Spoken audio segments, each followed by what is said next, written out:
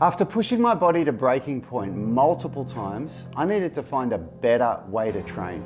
The problem was obvious. I was getting older and my body was getting stiff, weak, and beat up by my archaic training methods. But I wasn't ready to accept that my best years were behind me. So I teamed up with leading experts in flexibility, physical therapy, and strength and conditioning to explore new training methods that would help me put my pain behind me and hopefully regain some of my performance. What I learned surprised me. Instead of just building strength, they were all proponents of flexibility enhancements.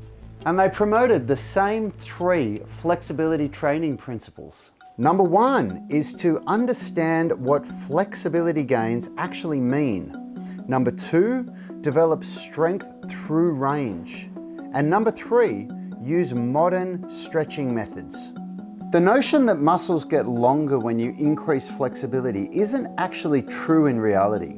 Instead, elements within the muscles change their conformation. To make sense of this requires a little understanding of basic muscle physiology. There are 2 major nervous system security mechanisms involved in the process of flexibility development that you really need to understand. Each includes neurons that communicate with muscles and the muscles communicating back to your nervous system to protect you in these 2 ways. Number 1 is to ensure your limbs don't stretch too far and cause an injury. And number 2, ensure you don't lift too much weight and cause an injury. Now, most protocols will help your flexibility over a duration of weeks and months. But the second security mechanism of making sure that you don't overload muscles with excessive weight can be hacked to increase your flexibility within a few seconds.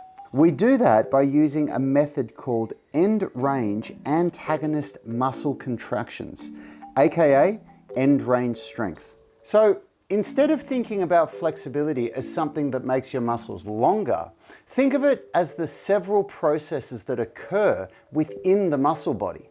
And the best way to trigger those adaptations is to develop strength through range. Now I'm going to explain in detail what that means in lesson 2. So if you just click that video link, I'll see you in that next lesson.